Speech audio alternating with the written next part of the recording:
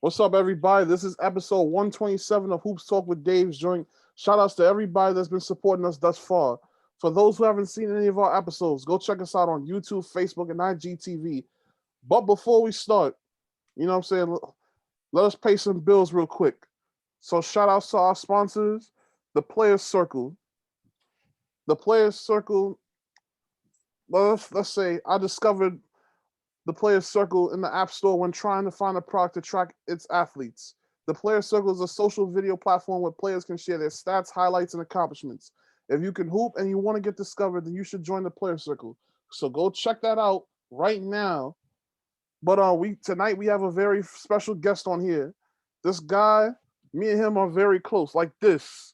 But he for many years he's been coaching grassroots / AAU, street ball, whatever have you. He's coached for some of the city's most prominent AAU programs, such as the Metro Hawks, Brooklyn Ballers, New York Gauchos, Bengals All Stars, and now he's coaching at Exodus, the prominent girls program, and also an assistant at Canarsie High School. And he's also involved with 3 tournaments this summer. So, ladies and gentlemen, I give you Mr. Kyleek Alford, aka Smooth Kai. Kai, thank you for coming on to share your testimony. Brother, I appreciate you. This is a long time coming.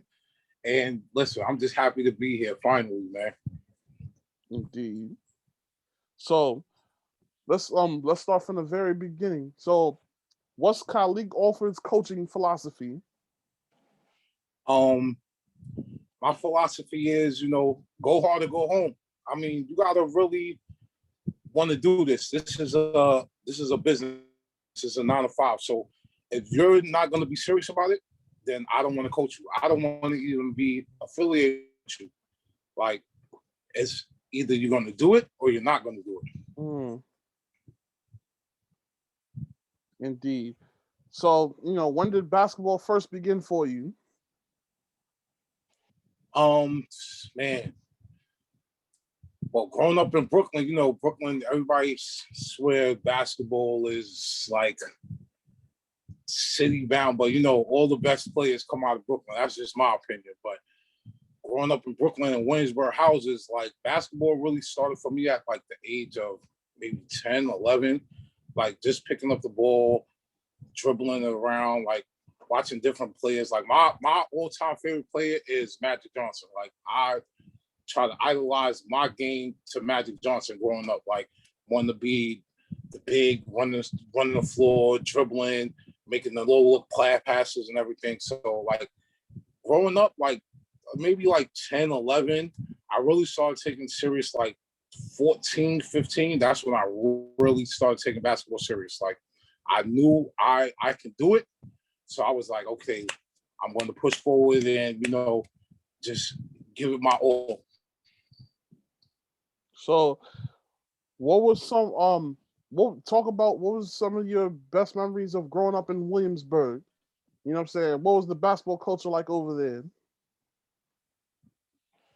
Well, growing up in Williamsburg, like a lot of people don't know, like my uncle is Kenny Pretlow from Law and Tech. So, growing up basketball, that's just a big basketball family.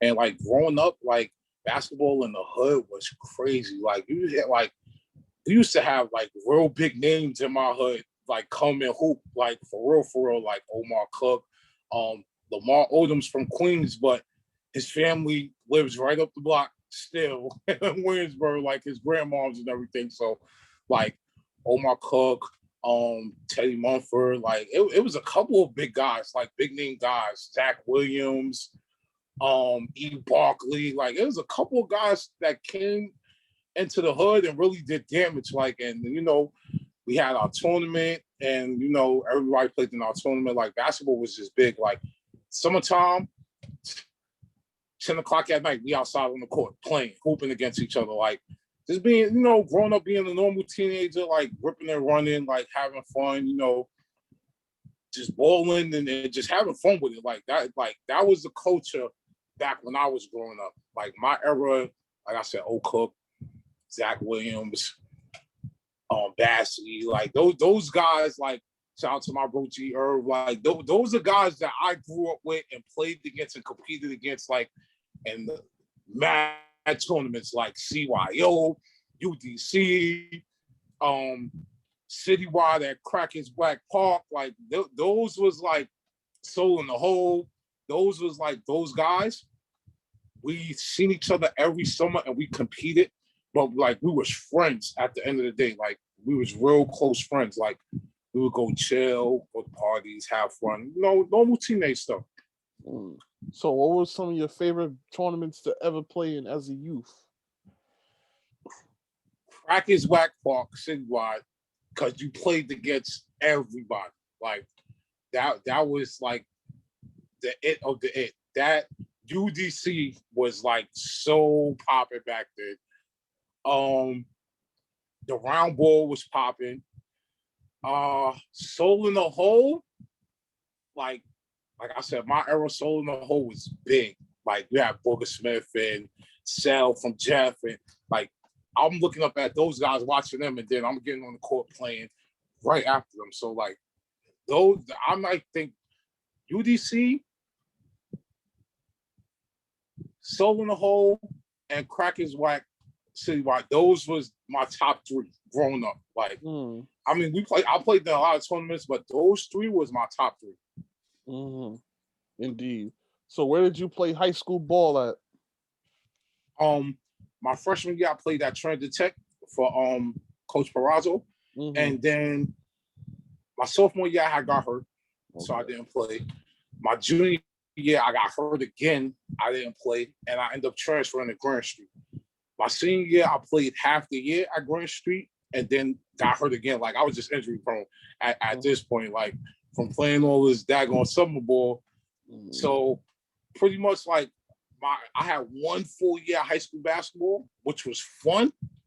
And then, the rest of the years is like playing summer ball, then getting hurt, have to sit out. But yeah, it was tough growing up. Like I was definitely injury prone. So yeah, what year did you graduate from Grand Street? 2004. Shout outs to the Shout outs to the Grand Street campus class of 2004. Yeah, and then went on to Lehman, studied sports medicine at Lehman because I was always getting hurt. Got my degree at Lehman. Then I went on to NYU, got my degree at NYU. And, then I said, yo, you know what? This is where the story really changes at. Wait, so you got your master's degree when I too? decided. Yes. Sports medicine. All right. Yeah. Listen, kids, don't let nobody tell you from the hood that you can't achieve. I'm a prime example. You can achieve anything. I'm telling you right now. Like, so. Indeed, man. That's big right there.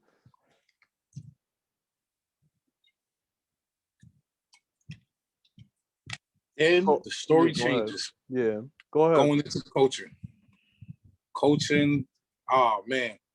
My first stint with coaching was with Grand Street. I went back to my alma mater, and at the time, he's still the coach there now because he was my coach. Shouts out to Claude Sharp.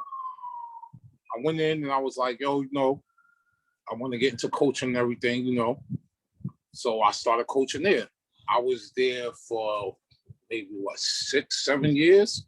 And that had to be by far the worst experience I had ever coaching. And it wasn't because of like administration or anything or like staff. It was just kids in that era didn't want to learn. And I wasn't that far behind from them. So it's like they actually listening to a kid is like, whatever, he don't know what he's talking about. So it was rough. Like the first 4 years, it was rough. Patches where we didn't make the playoffs, or we made the playoffs and get bumped in the first round. But then, like my last 2 years, that's when we started making the statement. We had kids like David Noel, that's Jeff Noel's little brother. He was a complete stud. Like, he did everything. Everything you would want a basketball player, David Noel did. And he led us in scoring for 2 years. His senior year, we actually was like number 5 in the city at A division. We played against some top-notch teams that year. We played Mount Vernon. Went to Mount Vernon, actually stole the wins from them, which was crazy. Played against Rice before it closed down. You know, Rice had to put the beating on us and everything. Played against Lincoln, caught a win against Lincoln. Like, it was some big games that we had David Noel senior year. And, you know, that's when my coaching really started taking off. I was like getting better at certain things like X's and O's and like just mentally and physically getting guys ready to actually play the game and be student athletes. So that was my last year at Grand Street. I think we lost in like the second round, if I believe. We lost in the second round of the playoffs. And then, you know, it was just time. It was like, oh, listen, some ball coming up. I got to figure this out. So, you know, I just parted ways from Grand Street. So that was my first like high school and first real coaching experience. Like, just being around athletes and like I said, mentally and physically getting them prepared to perform at that level. So shout out to Grand Street. That's my alma mater. Love those guys to death. Claw Shop is still there. Listen, that was a great first experience. And then summer ball. Yeah, hold on. Before, when did you start at Grand Street and then when did you leave? I started at Grand Street at 06. I left maybe 010, 011. Yeah. It was very intense over there. Like, it was crazy. Then the summer ball, coaching at Metro Hawks. And you know, I know you want Dave. You can ask away the high school thing. You know, we gonna go back and forth with my high school experiences. But AAU, you can ask away about that because listen, I got stories to tell. Now, all right. So we're gonna talk about let's bring up Metro Hawks first. All right. No, so the now defunct Metro Hawks, as everybody knows, what was it like coaching for them? Okay, so Metro Hawks, the coaching at that program was an up and down experience, not basketball wise. Outside of basketball, it's up and down. Basketball wise, great. Had the best talent probably in the city. You name it, we coached them. Sadiki Johnson, Chris McCullough, Shaq that used to go to Lincoln. Shaq Stokes, yeah, from Shaq Harlem. Stokes, his brother, Akil, yeah, Andrews from St. Ray's. Peter Allegar Jr. Like man, Sugar Shane. Like we had some hitters, man. Yeah, Kevin Shane Douglas. Richards. Right, Kevin Douglas. Shout out to my guy Kev from St. Francis. Yes, of course, Musa. Like Musa Cone, yeah. Desi Rodriguez. Like we had some. I'm telling you, man, and that was just the 17s. And actually, they was playing up because those guys were still young, like 16. Shit, Desi was like 14, maybe 15 playing up. So, like, it was, that group right there was special. They went to Peach Jam. They lost on the Final Four Peach Jam. The year I was there, like, that was a special group. The group I had Travis Flagg, Tyler Whitehead, Fabian McDonald. Whew, man. We had our group was special too. Like we went to Peach Jam, lost in the first round, and summer ball. We talking about y'all made it out of pool play, right? Yeah, we made it out of pool play. Okay, and so quarterfinals y'all went down. Okay, yeah. So it was intense. Like that those two groups were special.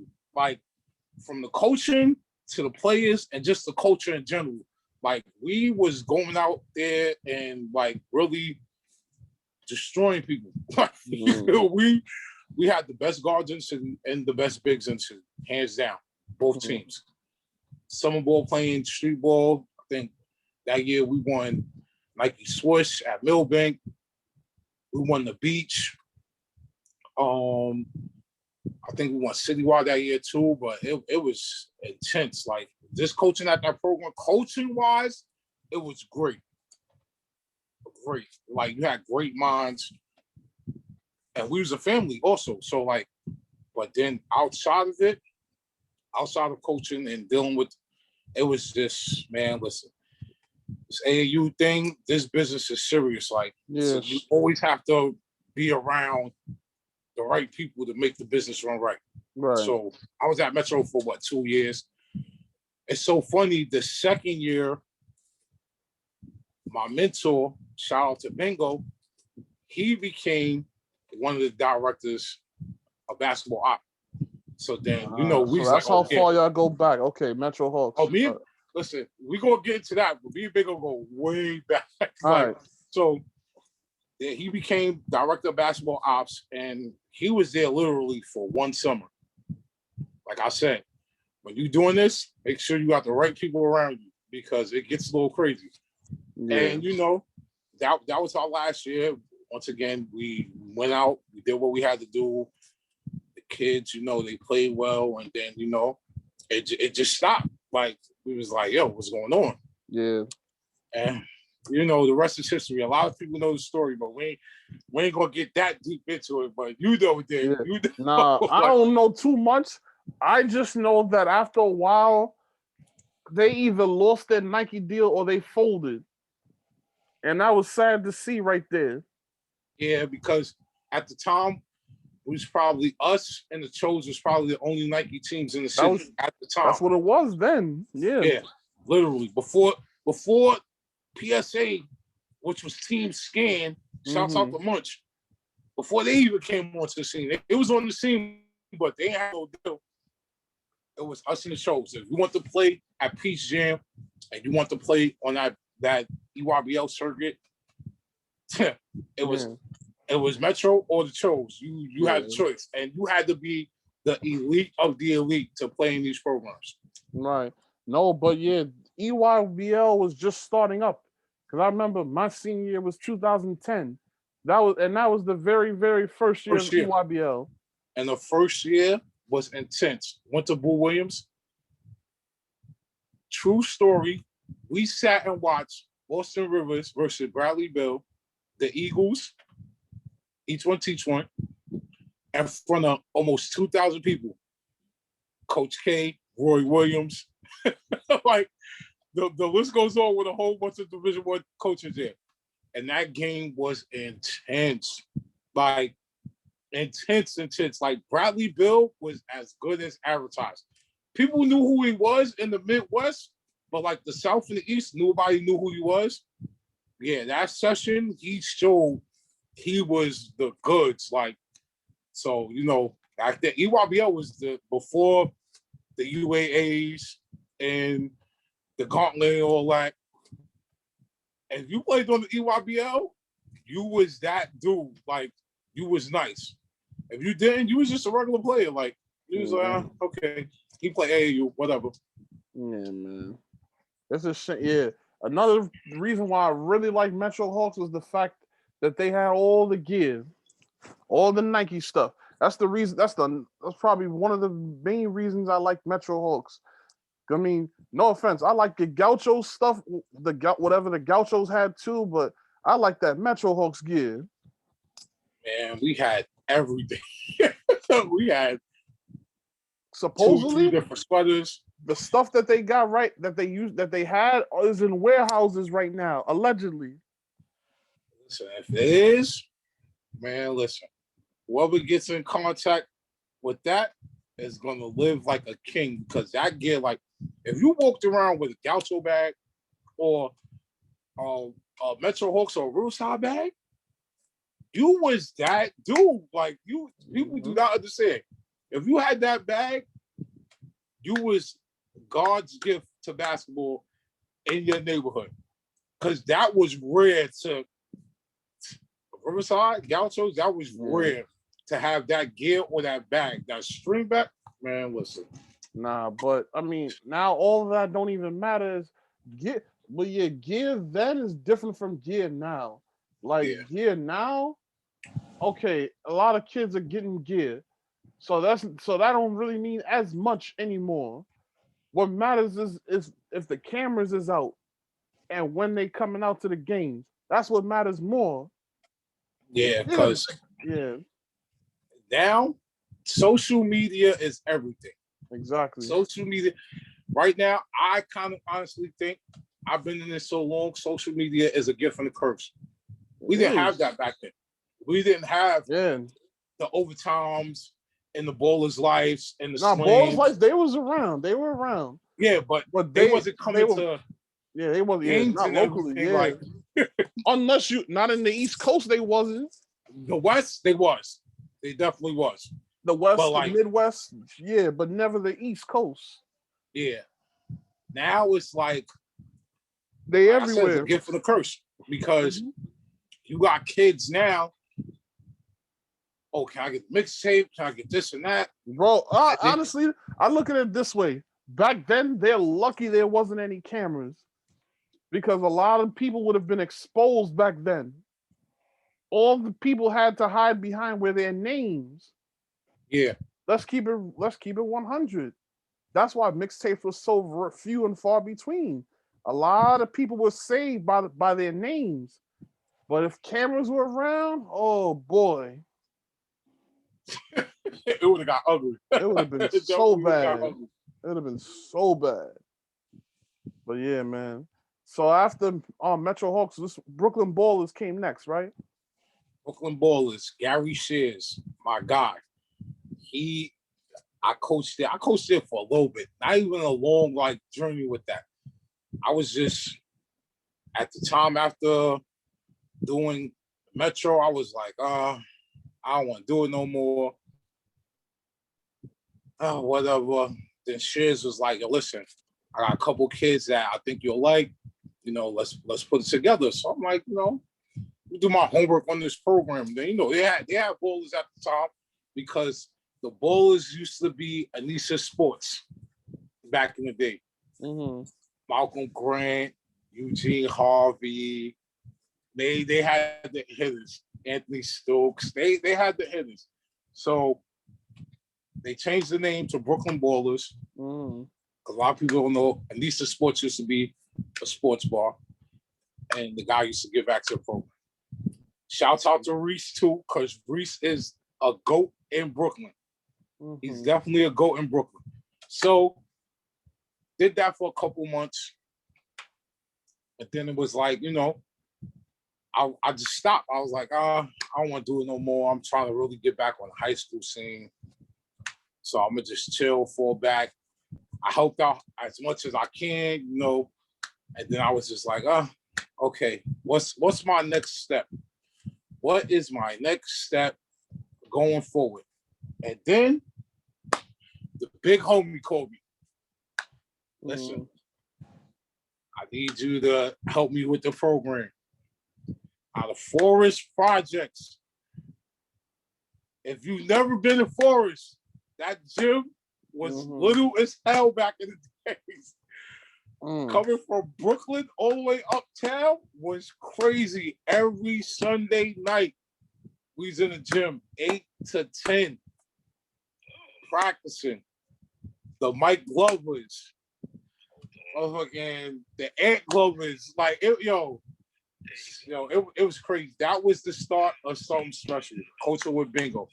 Bingo taught me so much about this game, man. I don't know how I could ever repay him. And Bingo's like a father to me. So he taught me so much, so much about coaching and just the game behind the coaching, behind the scenes stuff. Man, going up to Forest every Sunday day was but I had the Brooklyn kids coming with me. So we had Brooklyn mixed in with a little bit of Bronx. So, you had the Jamie Harrises and you'll mix them in with I had this kid out in the hood, Jamel Jenkins. 6'1", tough, like just straight, like raw with it. A killer at that. So it was like, yo, listen. Bingo was like, yo, just keep bringing these kids. And that was like the start of a good 10, 20 years of just straight producing to the point like, you know, he got Team Nike. He did Team Nike thing. You know, that's one of the most iconic teams in street basketball, period. They went up there. That's someone, they was the Beatles. They was the Beatles of street basketball. They went up to Dykeman. When you got to get a ticket for a street ball game. Yeah, let's talk about that 2011 Nike year, Team Nike. Yeah, let's talk about that real quick. Yeah, yo, that had to be by far. I didn't actually know what was going on at the time. Because Bingo is one of those guys. A lot of people think Bingo is not easy to talk to. Bingo is the most funniest, kindest person and genuine person in the world. Mm-hmm. Bingo could see you, and this is his thing. He'll be like, "Come here, give me a hug." Like that's just Bingo. Like Bingo's a big clown. So I didn't know what was going on. And then he told me, he was like, "Yo, yeah, Nike want me to coach the street ball team." All right, so who you putting on the team? At the time, you know, we had the older guys for Bingo All Stars. Yeah. So now I'm looking, I was like, oh, okay, you got the hitters. But then he added pieces that I didn't know about. Right. That is like, so Al Shep. Didn't know about Al Shep at the time. Yeah. At all. Shouts to Al Shep. That's my guy. I didn't know about Al Shep. Too hard to guard, that's family. Too hard to guard. Then, then the other pieces was just Bingo guys. T2, Kiki, and Glover, Kenny Stat. Kenny Stat, Dobie, Africa. Like those, these are guys that played within the program. So I grew up like those are my big brothers. Like I grew up watching them and actually coaching them. So I'm like, oh, this team's going to be tough. So now I'm listening to what's going on with the whole thing. And like Nike did a crazy and incredible job marketing that the whole summer. That, like I said, they were the Beatles of street ball. They, when you got to get a ticket, this has never been done. And this was the first time. When you get a ticket to get into a park for a street ball game, you know. And Dave, you was out there, Dave. I remember that day like it was yesterday, July 20th, 2011. It was crazy. I even remember the date. Was it July 20th? Yeah, I think it was. Yeah. But I remember that day I know the Lightning, they had a game that day. As I was coming into the park, you know, I remember it was pandemonium that day. You know what I'm saying? Like, I'm just getting off of work from summer youth, and as I get to the park, I see basically what a Dykeman crowd would be like now on a regular day, but that day it was times 10 at 4:00 in the afternoon while a game is going on. And then later on, I think after that Lightning game, it took like 4 hours for everything to start. Like it was like a whole one big concert. It was like one big concert. I heard that Votto, he was supposed to perform, then he didn't perform. They had the dude from the NBA out there, Al Harrington, Jadakiss. It was like one whole big production. But even then, I remember that Uwe game, that was crazy. Because like if you go back to the videos, Bingo said that all those guys on Uwe were the teams that the teams that I guess Nike didn't pick. So in other words, he painted them out as the Nike rejects. Yeah, I mean, and you know, so crazy, like, so that Uwe team with Coach Rosa, shout out to Coach Rosa. Yeah. It like those were the guys that Nike didn't pick. Yeah. And it wasn't like guys were being rejects. It was just Nike felt some of those guys wasn't really marketable, which I think they was. Like, if you look now, if you look back then and then you look now, like Corey Williams, homicide. He's a bingo all-star. That's family. And you see what he's doing, top commentator for MBL. Yeah. But Like, they didn't see, obviously they didn't see it then, because they had how can you not see Corey Williams? Corey Williams the year before destroyed them Rucker. The year before that, he was killing everybody. Think he won like last man standing or something like that. Like he was a marquee player. I guess this is where I say Nike went wrong. I love my family slip. I love Bingo All Stars. I love them to death. As other guys they could have put on that team, and that team still would have won the chip. Still would have won the chip. But Bingo know what he wanted. Yeah. And like he said, okay, we're gonna give you what you wanted. Mm-hmm. But they also Nike also questioned some stuff.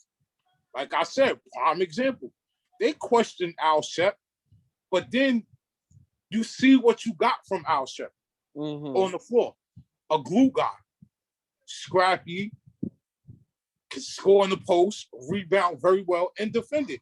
Right. So it's like, okay, if you didn't get Al Shep, who would you have put in that spot? You could have put a guy like Homicide in that spot.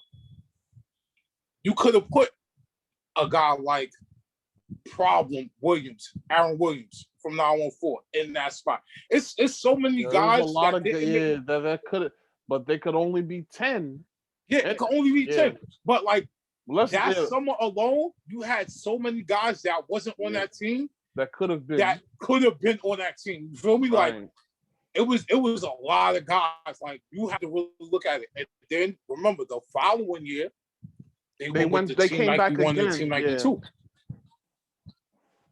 Which is like, okay, Nike sat down marketing wise and was like, yo, Bingo did a hell of a job. That team was tough. Loved it. But it was pieces that was missing. So now this is what we're gonna do. We're gonna do two teams. They did the original team Nike, added Mike Campbell, Greg Plummer, and then they took a team Nike 2, coached by Ra, shouts out to Ra, Sean Bell, and they added guys that's supposed to be on that stage. And the following summer was cool, but it was like you can't really duplicate the culture. Yeah, you can't duplicate that culture. That you can't duplicate them nights. Yeah, when Team Nike played. Them Wednesdays were different. Yeah. That's like them Wednesdays up there is like a Friday night up there. The culture and the atmosphere gets totally different when you go up there. So it was like Nike tried to do too much, and that that's a big thing. Yeah, because we'll get into that later on into the interview, but the World Basketball Classic, I think that was going on at the same time. Yes. The World Basketball Festival, matter of fact, 2012. Yeah, because that was an Olympic year. So they tried to bring that, but that didn't work out. But what was I gonna say? So going back to the Uwe thing, they had Corey Williams, aka Homicide. They had two guys that just finished playing in the Big East, in Corey Fisher and Dwight Hardy. Yes. Let's see. DP, Darren Phillip, Ron Artest. But Ron, another bingo all-star. Like, but he was in the NBA, so I mean, I guess Nike wasn't. But they brought in Kevin Durant in the playoffs, I think, and Mike prior to the playoffs. Yeah, no, Mike Beasley played for 914. Yeah, but Nike has something to do with that. Like, right? It was. Listen, man. The marketing scheme was crazy that year, and then they messed it up going into the following year. Yeah. It's like you can't duplicate the culture. Don't be a culture vulture. Don't do that. That's what they did. Nike said, listen, the first year was great. Let's try to do it again. But they skipped. They was like, oh, you're going to add 2 teams. And like you said, it was an Olympic year. So they trying to make it bigger than what it was. It was like, yeah, that's cool. Okay. And it didn't pan out how it was supposed to. And then remember, the following year after that, they came downtown to Brooklyn, the Navy Yard, yeah. Not even, remember, it was at Rivington. It was on the Lower East Side first. No, Rivington was the year after Team Nike. That was 2012. Yeah. But go on. So it was like, and then like you said, they came to the Navy Yard, which TLC was crazy. Yeah. Yeah, TLC was crazy. And I think that's where Nike messed up also. Taking that aspect of summer ball away. TLC was like big, because now you getting the champions from other cities, Chicago, Washington. Like they took that away and it kind of killed summer basketball a little bit because everybody was so anxious, like, oh, yo, TLC, you had something to actually play for. Besides that tournament championship, is like, oh, you getting a berth into TLC. So now you getting a chance to really represent the city of New York. Culture vultures, Dave. I'm telling you, they messed up. Yo, it was bad. I will say that, what I think they should do this year for that 2011 team, because it's already been the 10th year anniversary, they need to commemorate those guys. I think that's fair. That's more than fair. They need to commemorate them because they had the city on smash. So I think it's only right that they do that. And if they don't do that, then that would be a huge disappointment. So I mean, they gotta. We all know. Look. We all know, and when you air this interview, they're gonna see it and be like, "Oh snap!" We all know. If they haven't thought about it, I'm pretty sure they're probably in the planning stages of that. You know what I'm saying? I'm pretty sure they're thinking about it, or at least Kenny's thinking about it, or something like that. But you know what I'm saying? Like, honestly, I feel like that's more than fair that they should commemorate that. They should commemorate that team. Anything less than that would be a huge disappointment. Well, Dave, you're my brother, and we never disagree on anything. Get ready to be disappointed, because that's not going to happen. I'm just letting it be known.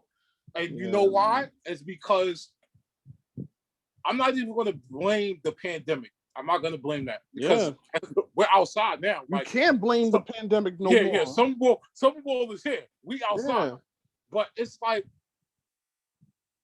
certain people have egos that you just can't, you just don't want to deal with. So like you said, it's been 10 years.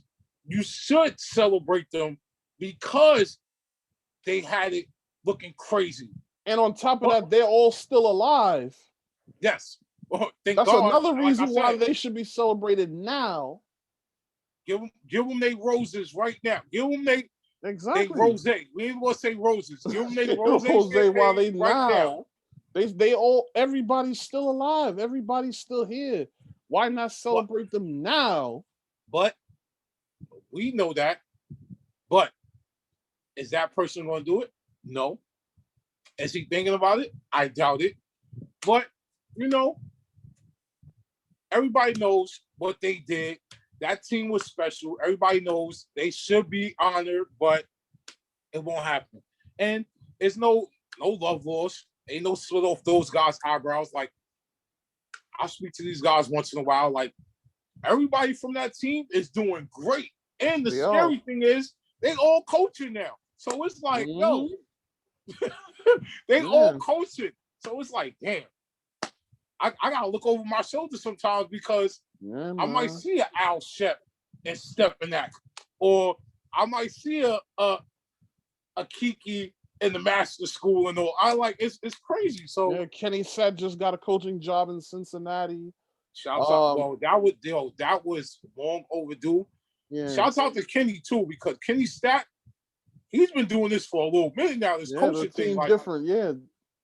KJ's tough. That Yeah. team different is really good. I've seen them a couple of times. They're really good. Africa's coaching with Scott LaRock with Early Risers NYC. Who else is coaching? So you already said Shep. T2 got his own. He got his own AAU program out in Colorado. Wow. Listen, man, everybody's been and coach at Scanlon. Yeah, that everybody I know about. Name. Wow, man. But so you were there that game that KD and Mike Beasley came out? Yeah, man. Well, the game. Oh yeah, the day. I remember. Yeah, Joe Knight. I wasn't there that night, but I know that whatchamacallit. Yeah, I wasn't there for that night, but I seen footage of that game years later. They had Joe Pope giving KD the name the Durantula, and then of course, everybody remembers what happened with that fan in the stands when the fan was talking shit to Mike Beasley, and then he mushed him in the face. That even made the papers. That's how crazy it was. Like summer ball back then to now is totally different because, like I said, social media is kind of a gift and a curse. Mm-hmm. But summer ball back then, we didn't need social media.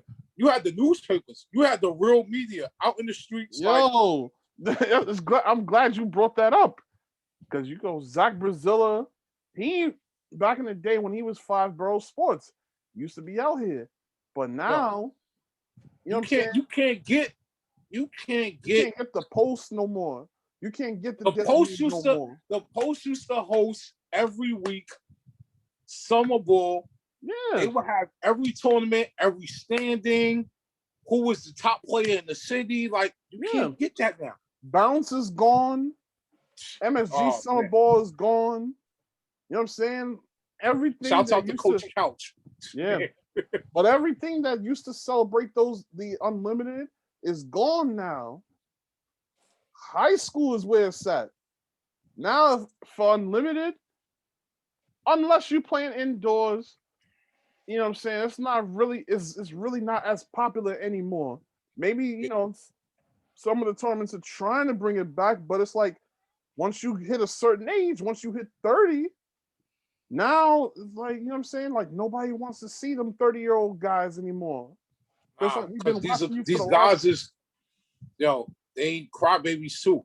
Like it's sad. Like you would think growing up, like, okay, cool. As I get older, I'll get more wiser and maturer. Exactly. They cry about the littlest things. And it's like, when is enough going to be enough? Yeah. So that little bit of the little bit of money and don't know. Listen, that's another thing that killed. Listen, man, the real programs never played for players. Never.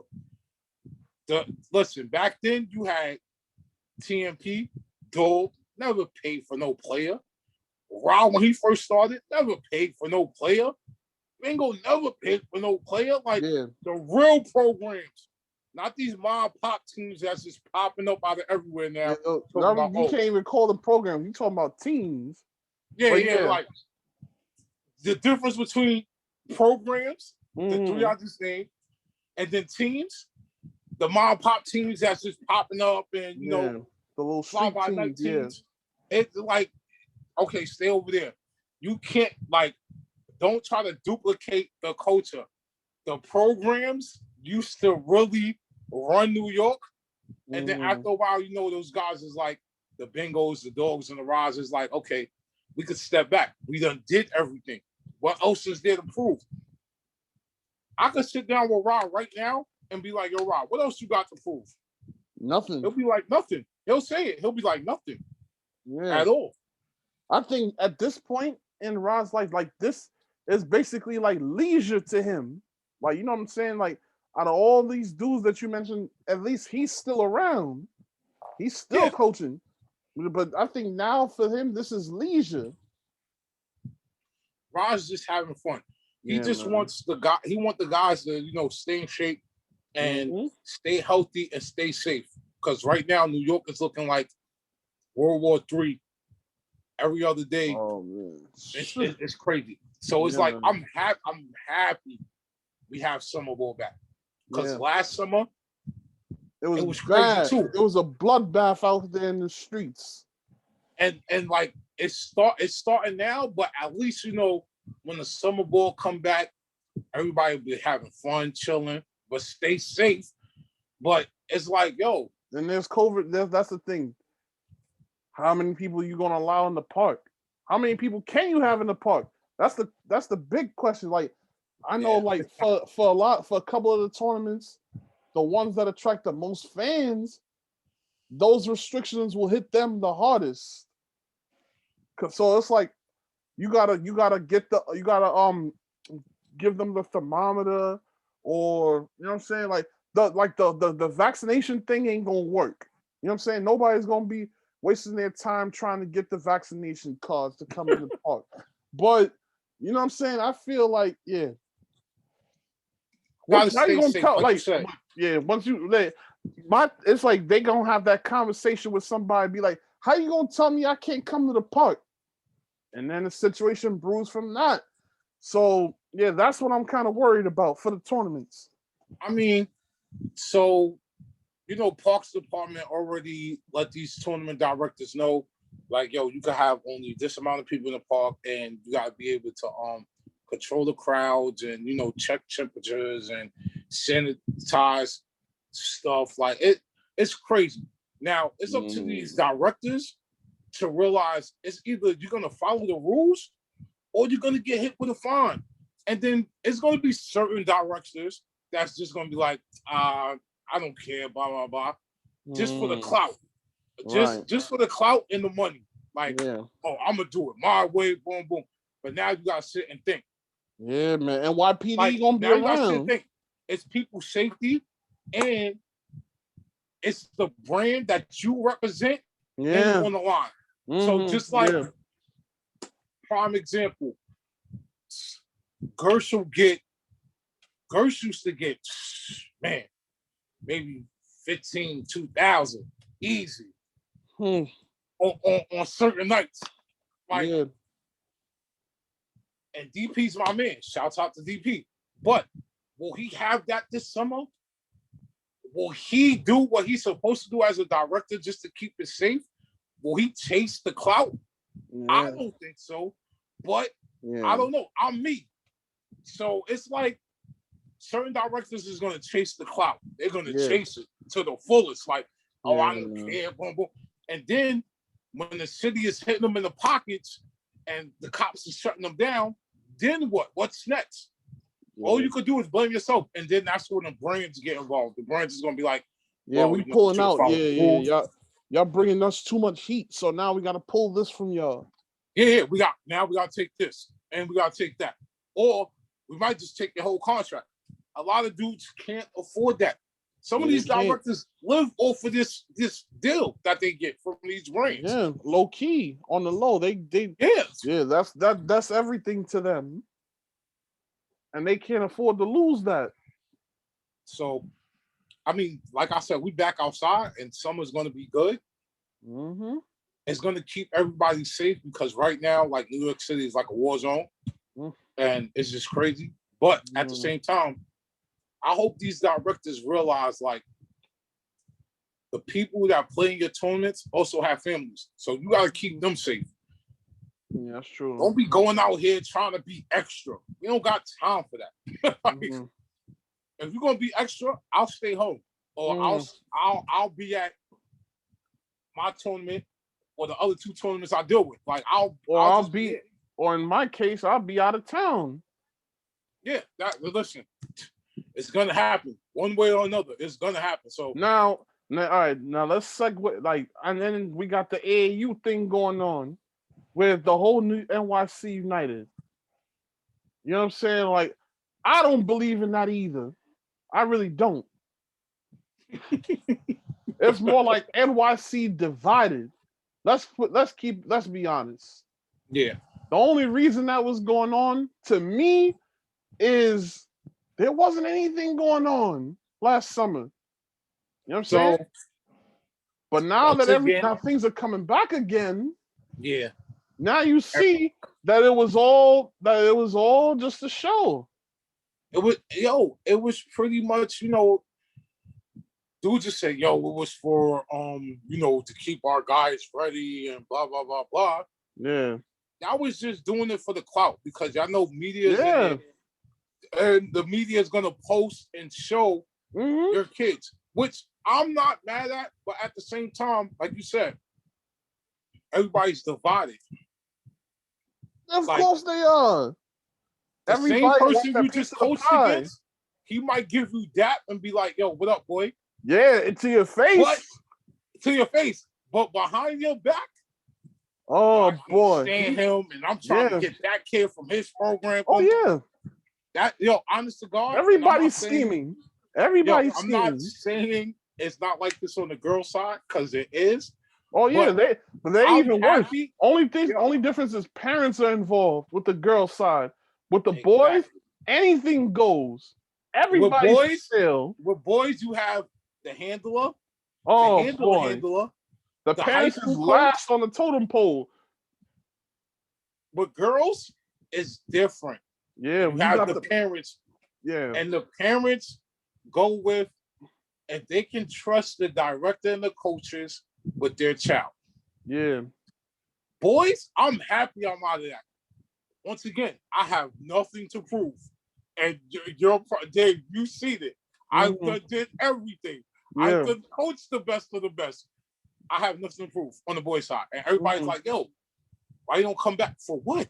I'm having fun again. I love the girls, listen, this name on my chest, I'm having fun. Thomas, thank you. He came to me and was like, listen, I want you to come over, be a director of my middle school, and coach with me. No problem. I also bring marketing and branding to the table. So that just made it even better. I was like, oh, listen, I'm in. I'm in. I'm with it. And it's been fun. I remember the other day you just told me, you see me with the girls, I'm having fun. I'm smiling, they brought you life. It's fun again. It's like, no, I'm not gonna lie. Coaching this group is like when I coach Obi and them. Yeah. Like, it's fun. I'm having fun. I'm back to where I was at 4 or 5 years ago. Like, yo, listen, all right, let's have fun. I could sit and talk basketball and not worry about, oh, this kid is going to this program for a pair of sneakers and a couple of dollars.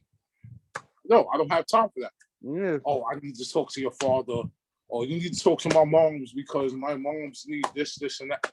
Listen, every interview I seen you do, Dave, certain people get on and don't speak what they supposed to speak. Yeah, you know what it is. Yeah, you know. I don't. And Dave, we spoke about this before. And it even not. This. Yeah. I'm letting everybody. I'm gonna give you. This is not script. This is uncut. Yeah. And this is me talking to my brother. I'm gonna let everybody know. Listen, this AAU thing is a business, boys and girls. If you not ready to deal with certain things in this business, do not, I repeat, do not try to get involved because you will look dumb and you will end up hurting your child. Boy or girl, you'll end up hurting them. You don't want that. You want your child to have fun. Let them be a kid. It's a business, but let them be a kid. Because nowadays, listen, I think this team from last year with Exodus and my 2016 team with Bingo are the two best teams I ever coached. And I know I'm going to get backlash because that Gaucho team I had with Travis Atson that went to your school, St. Francis, that team was tough. But that 2016 team, we didn't lose one game the whole summer. And I had Obi Toppin, Jalen with Q, Tyler Bourne, Jalil Tripp, Gerald Williams that went to Westinghouse. I had a crew. I had a team that wanted to win. They didn't care about anything else. Yo, let's go out and win. And then this Exodus team from last year, number 2 in the country, 2 McDonald All-Americans, 2 Jordan Brand All-Americans. That team was different.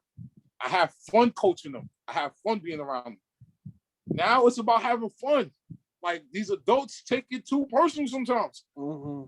Coaches, parents, they take it too personal. They think it's about them. Mm-hmm. What happened to the athlete that's actually on the floor playing? Yeah, they be like, oh no, my daughter's not playing. Oh, why not? Yeah. Oh, I didn't like how you spoke to me. Yeah. What? Are you serious? And yeah, there's a situation that happened recently where a kid whose name I'm not going to talk about. Oh no, we're not going to do that. Yeah, I'm gonna protect the innocent. So I'm gonna say, so long story short, I seen this kid playing for a prominent program at this event that went down at this particular gym in the Bronx back in April. And I guess the kid ain't do too well. Then the following week I went to this other state south of New York, and the kid went to another team. I seen his name on the paper. And I asked the new team director, I'm like, yo, y'all got this kid? I was like, and then I'm like, yo, I'm amazed. I'm like, yo, like, what's going on here? Like, he was just with the other team. So AU got the transfer portal. Yeah, yo, that's AU crazy. has a transfer portal too. Yo, kids will jump ship in a heartbeat. Yeah, in a heartbeat. It ain't even about the kids. Like I said to you before, parents it ain't about yeah, parents. Oh boy, it'd be the parents. Oh boy, yeah. Like I said, gear don't even matter no more. I can get gear from anywhere. Now it's about the playing time and the cameras and all the offers. That's what the kids matter. That's what the kids care about now. The video exposure, you know what I'm saying, and all that. So yeah, man, that's what it is. So yeah, let's go back to high school real quick. So another place that you coached, Lincoln. Oh, after Grand Street, let me fill you in. We're gonna talk about 2 places real quick. All right. One I'll mention, but I won't get into it. So after Grand Street, I end up going to Banneker. Oh yeah, Banneker, right. Okay, cool. Did what I had to do at Banneker. That was good. Shouts out to my man Will. Went to Banneker. Then I went to Cardinal Hayes. Yeah. The big homie called me and said, listen, I need you on my bench. Okay, cool. Who else is coaching with us? Oh, this guy named Jason. All right, cool. Get there. Shouts out to Jason Cole. That's my guy. Get there. His little brother, Clyde Allen, is playing with us. The original B. Diddy. Baron Goodrich is playing with us. Yeah. Pedro Payday Martinez is playing with us. Pedro Marquez, yeah. Yeah, our team. For those that don't know, he talking about Jelly Fan Pay. But like our team we had a great team that year. 35-1. The one loss came to a team we beat 4 times earlier in the year. Kaheem Brown, Sid, and them damn Ravens caught us in the championship game of freshmen. I will never forget it. I will never forget it. That season, that whole season was so fun, and it was just it was fun because that's crazy, man. How y'all going from public? How y'all get so many games in, man? Y'all really played 36 games. How is that even possible? Catholic school and public, totally different. Let me put y'all on game right now for people that haven't done both, Catholic school, you playing in the archdiocese, so it's a lot of rules that you have to follow. One, you can't curse. So you already know we was like a fish out of water with me, Bingo, and Jay. You can't curse. Two, you had a dress code. Yeah. We fish out of water again. So now we wearing slacks, button-ups and ties with sweater vests and shoes. Three, all this, like the tattoos and that, no. You gotta cover all that. Gotta cover everything. You gotta be clean cut. Yeah. Public school, you can wear whatever you want. You can wear fitted with cut up jeans. You might even be able to wear a do-rag. You can wear silky if you want. You can wear whatever you want. Private, you couldn't do that. Yeah. So it was an adjustment for all three of us. I ain't gonna lie, it was games. J. Cole is the funniest dude in the world. I remember J. Cole sat on the bench one game with some ripped jeans. We was at Stepping Act. I will never forget it. Ripped jeans and the polo. And the master of the school was like, what? What's going on? Like, he was like, yo, I gotta be comfortable. I'm like, yo, me and Big O got on slacks, shoes. Jay got on the ripped jeans with the Timbs or some regular. That's all I'm man though. Yo, Jay used to have us crying, yo. Like, shout out to J. Cole training, man. Yo, that team we had was different because all those kids were dogs. And like I said, we beat St. Ray's 4 times that year. Like, it was crazy. We beat them in the preseason tournament at CK, beat them in the chip. Then we beat them twice before. Then we beat them in the sectionals. And then it was like, yo, it's time to get it rocking for the city. And the championship game, we was up. And then I told Bingo, and he could tell you this. I said, yo, Bingo, we're not going to win this game. He's like, yo, what you mean?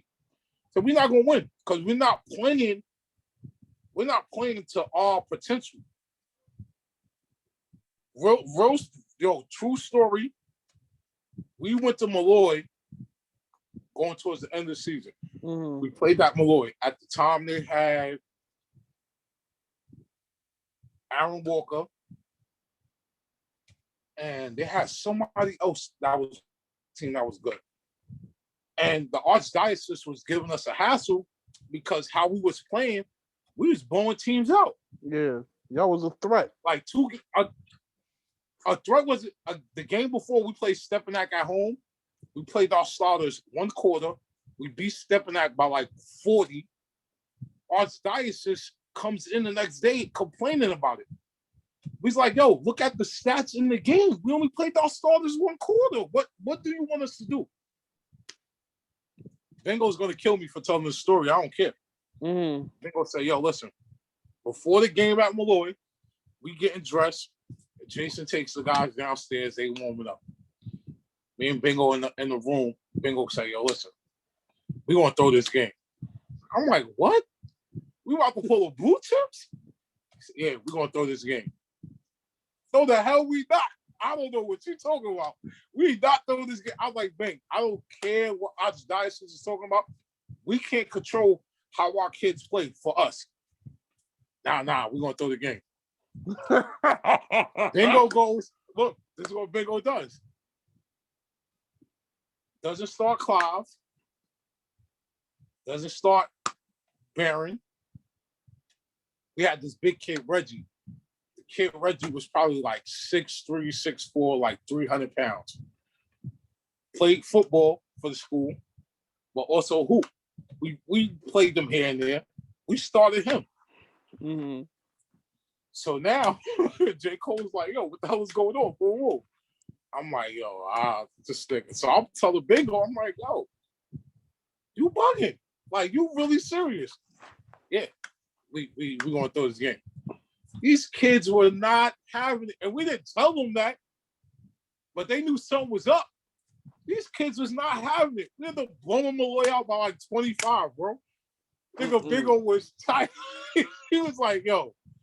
I was like, I ain't say nothing. So now we got to tell J. Cole what's going on. And he's like, oh, all right, wow, that's crazy. I say, yo, Ben, we just going to coach how we coach, and we'll deal with Archdiocese later. And we, after that Malloy game, we was pounding on teams. 30, 35, 40. Stepping out again, hit them with the 60 piece. Like, it was bad. It was bad.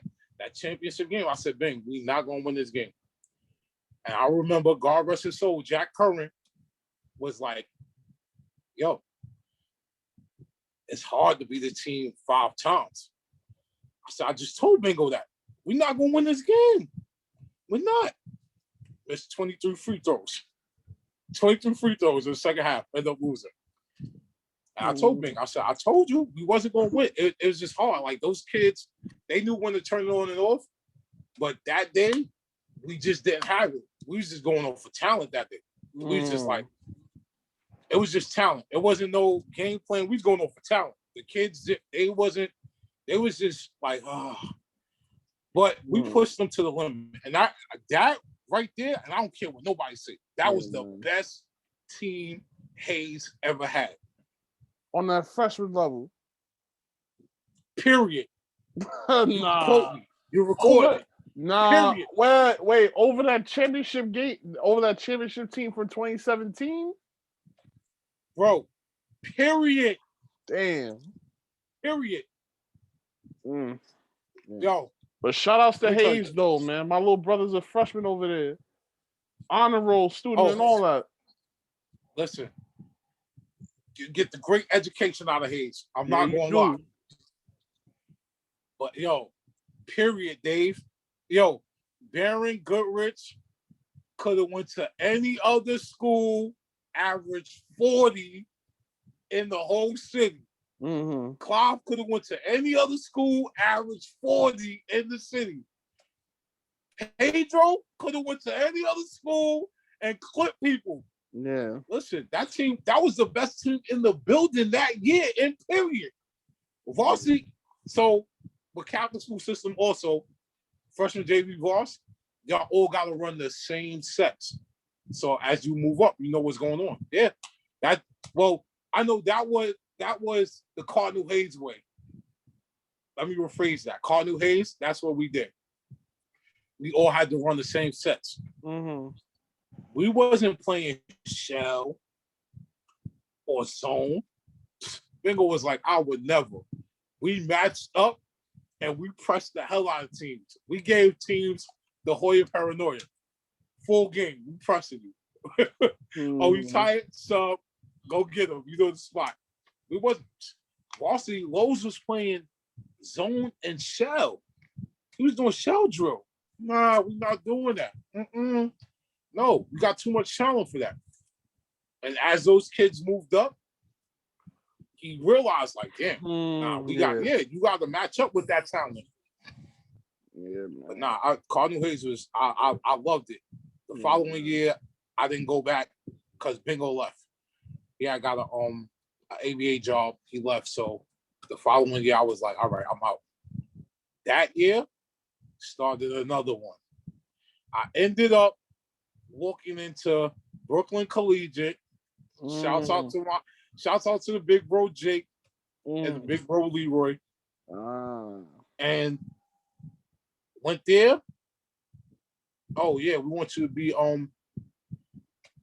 like one of the trainers and player development coaches. All right. Had a special kid, little garbage, little trip. Okay, cool. Let's get to it. Work with that kid every day. Had Cheyenne Middleton, Willie Barnes, Adrian Williams. That group was special. They came off 2 years ago before they had won the chip in A, and they moved up. So it was like that was the same team, added some pieces. That first game, boys and girls. Remember when Hank Gathers caught the alley-oop and then passed out? Yeah. Cheyenne threw an alley-oop at boys and girls. to Jalil from half court. Ja caught it. We end up winning the game. Right. The next day, we don't have practice, right? Gave them the day off, so they go to the girls' game. And now this is where the story does the whole 360, Dave. Get a phone call. No, I get a text first. Yo, Jalil's been shot. Oh, wow. What? Man, stop playing. Y'all play too much. Stop texting me this crap. I get a phone call from Jake. Yo, Ja got shot. What? His mom's. Oh, yeah, Jalil's in the hospital. He got shot. The hell is going on? So now I get the whole backstory of what really happened. It wasn't meant for him. Wrong place, wrong time. And the bullet just hit him. So now our star player, potential all-city and all-state kid is out for 30 days. Bullet in the leg. They couldn't take it out because if they took it out, he would have bled out pretty much.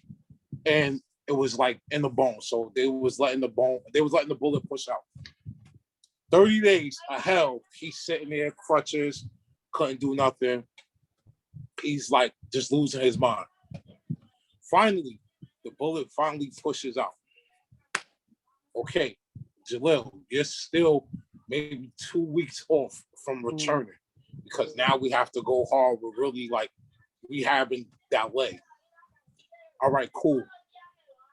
Yo, we played Jefferson at home, Dave. I'll never forget it. Yo, Ja, I'm going to come to the school. We're going to go through a walkthrough. You're going to ice your leg and you're going to sit and get ready to watch the game. All right, bro, say no more. I get to the walkthrough late. JV just finished playing. I'm walking in the building and I see the ambulance now outside. So I'm like, what the hell happened?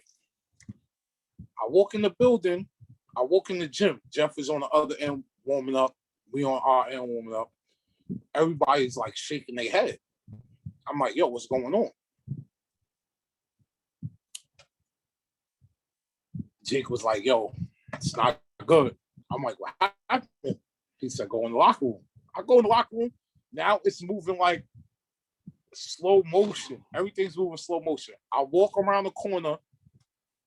Jalil was sitting there with his leg like this. Tibula snap. Boom. He's crying.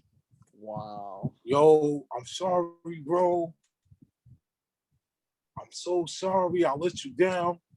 Everything's still moving in slow mo because I'm like, yo, am I really seeing this? This kid just fought back from getting shot. Tibula hanging. Boom. I'm like, oh, man. Kind of like Kevin Ware? Yes. But the bone didn't break the skin. And he didn't tear any ligaments. So now the doctor's like, yo, he might be out a year and a half, maybe 2. He gets the surgery, success. This is in December. He gets the surgery. Go visit him. I say, yo, Ja, listen to me. This shit gonna be a 9 to 5 to get back, bro. Like, I need to know if you all in or not. Say, yeah. I said, no. Don't say just yeah. I need to know if you're all in. He said, yeah, whatever we gotta do. Mind you, Dave, this is December. Now we're going through the motions. We lost Ja. We beat Jeff that day. We beat Jeff at home. After all that, we beat Jeff. Going through the motions. We'll win 2, drop 2. Win 2, drop 2. Win 1, drop 2. Win 2, drop 1. So we go back and forth. Now we in the middle of the pack. You know how Brooklyn AA is. Yeah. We in the middle of the pack. So now we like, damn, we gotta creep back up. Mind you, Ja's still out. So Ja finally gets cleared to like start rehab. This is like maybe February. the doctor told him and his mom's he will be out for at least a year and a half. I looked at his mom's. I said, listen, I went to school for this. Jalil will be back June, July. She's like, oh, next year? I said, no, this year. She was like, I don't believe it. I said, this is what I do. I said, if you got the faith in me, Mom, this is gonna happen. She said, all right. Jalil practically damn near lived with me during his whole rehab. Like, we was in the gym 7 days a week. I had the keys to the gym, and not even the school gym. My community center across the street, I had the keys to the gym. We was always in the gym. I was talking about like late nights, 6 to like 12:30. We have going through stuff. Jalil's first game back, Dave, was June 19th of that year, fully back at 100%. His doctor couldn't believe it.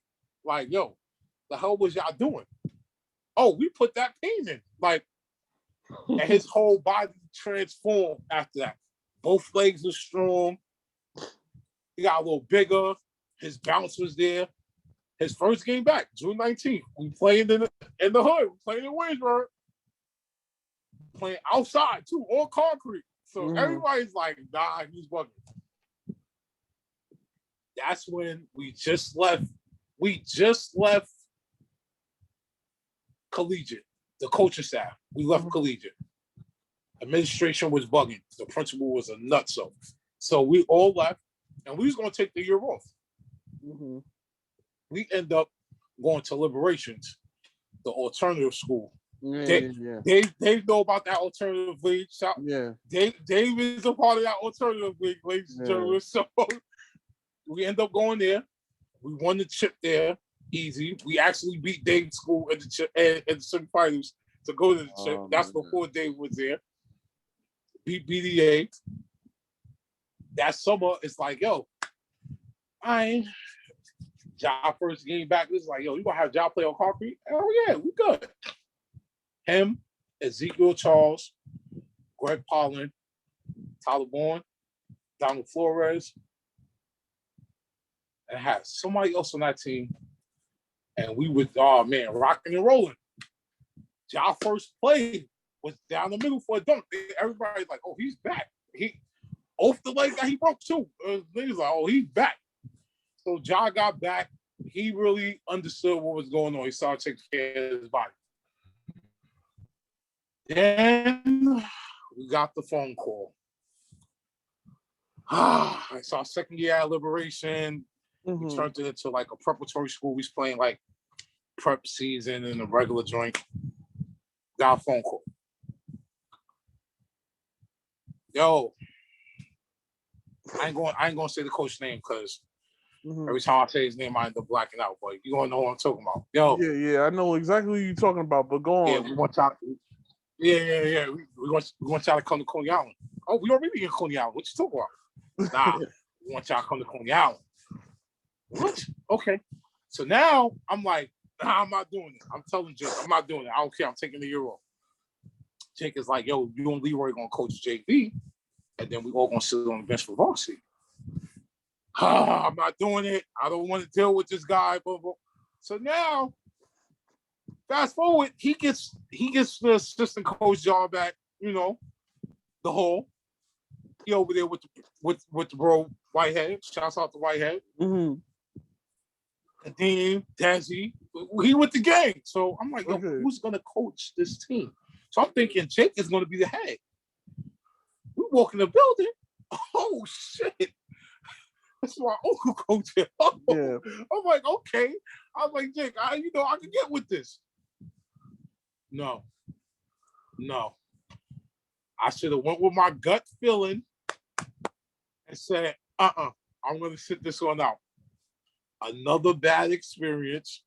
We ended up going I think went to the Elite Eight, lost to Lovelace. And oh man, that it was bad. It was bad, bro. I said, yo, no. Matter of fact, we did that and then we went to Lib. My fault. We did Lincoln and then we went to Lib. After Lib, though, that's when we got the phone call again. Gustus was like, listen, I want y'all to come and take over at Canarsie. We in Vegas coaching AAU. We won. So that summer, 2017, we go back to the beach to defend our title. First game. Obi, Tyler Bourne, Jacob Toppin, Rook. Well, we know him as Rook. Everybody else know him as JQ, Jalen with Q. Yeah. Oh, man. It was crazy. My little man, Juju. We go. For some reason that day, I was not feeling good. I'm like, yo, I'm not feeling good. This shit is crazy. I'm sitting here sweating like I jumped in the water at Orchard Beach. After the game, I'm going home. I'm still sweating, whatever. I get home, take a shower, I go to sleep. I wake up the next day, my whole bed is wet. I'm like, oh, nah, this shit is crazy. I really don't feel good. I end up passing out. Fast forward, I end up going into a diabetic coma.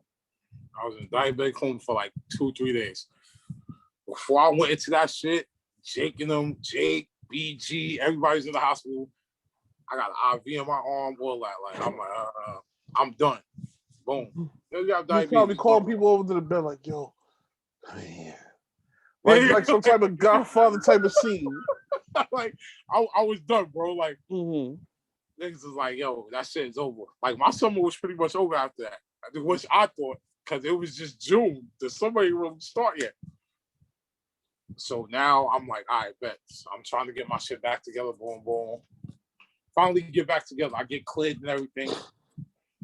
Joe Cruz, my bro, he goes, yo, you're not coming back up to the beach to coach the team. I don't care, blah. And then I'm coming back up there. You wilding out.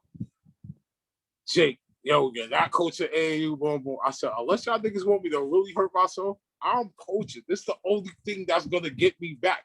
I couldn't, mentally, I couldn't just sit and chill. I got to get back. I ended up getting back. So fast forward, we in Vegas now. We in Vegas. I'm not partying and I'm not doing none of that. I'm just going to games, the coach, going back to the hotel, chilling with the guys. Jake comes in the room. Yo, just got a call. We're going to be coaching at Canarsie. I'm like, what? Man, shut up. Yo, I'm serious. So we get back from Vegas. We chill for a week. We go to Canarsie. They introduce us as the coaches, blah. I'm like, oh, my God. Meet Mr. Adisa Isaacs. Everybody knows he played at Penn State football. He was Mr. State in football and everything. Meet him. I'm like, oh, this kid is trash. He's just big for nothing. He dunks the ball and tries to break the rim. First time I ever met him. I'm like, oh, wow. I'm like, okay. Right, that's history. He breaks 1,000 points before he leaves us to go to Penn State early. Led us to 2 playoff appearances in A division. Then, gonna fast forward again. We moved to Double A. Everybody want to know where this Adidas Legacy thing started? That they probably had that as a question. He ain't even got to answer. I'm about to answer it right now. Joe Cruz gets a phone call. Yo. Then he calls me. Yo, listen. I got something on the table I need your help with. I said, all right, bet. What's up? He said, yo, I'm doing this thing with Adidas. They're doing like a legacy thing. They want to fund like 8 schools, be a partnership with them. I need schools in each borough. So what's up? You coming to the churches? What's good? You know, Brooklyn, damn near Lower Manhattan. I got that on lock. What's up? He said, yeah, I'm gonna need some. All right. Made a couple calls. Joe Cruz comes out. First, we go to Queens. Never forget, with the Queens. All these Queens schools just acting crazy. Like, they didn't even want no partnership. We go to John Adams. My best friend from junior high school is the girls coach at John Adams. Rest is history. First school, down. Now, he goes, yo, let's get Brooklyn. I said, Brooklyn is easy. I'm not worried about it. Of course, I mean, Canarsie was already like a flagship school with Adidas. I said, oh, no, we bringing this to Jake and them. Met up with Jake. It wasn't even 10 minutes into the presentation. Jake was like, yo, where else I'm at? Canarsie, 101. Okay. Yo, let's go to BDA. BDA, what's that? So I'm filling Joe in. You know, the man himself, Doyle. Say it wet, man. You feel me? Like, I walked in there. I'm talking to him like, yo, listen, we want to bring this into the school. Boom, boom. God rest her soul. Miss Romaine, man. Rest in peace. Romaine. That was the first principal that we sat and spoke to, and with no hesitation said, y'all want to come in and do it for these kids? Let's do it. And she was our biggest supporter.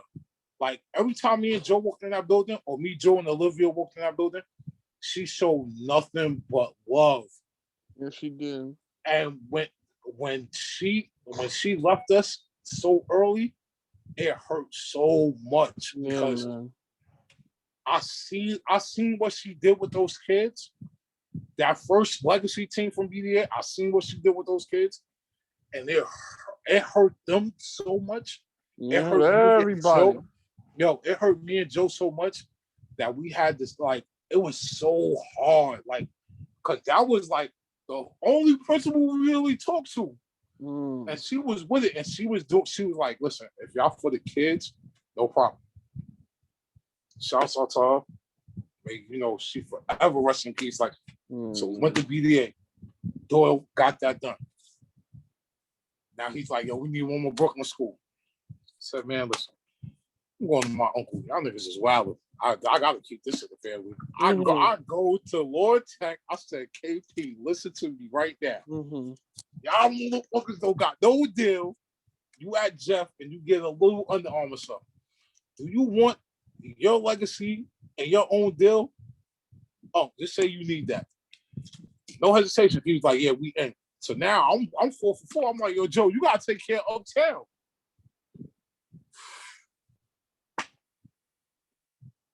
South Bronx was by far. South Bronx Prep, yeah.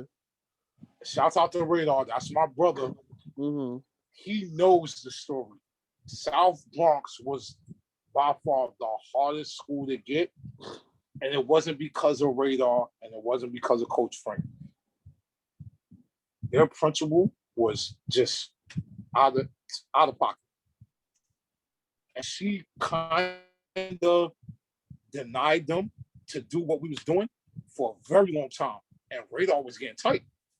Finally, they got cleared. So he got South Bronx. Went to FDA, Megan, that's my guy. Okay, cool.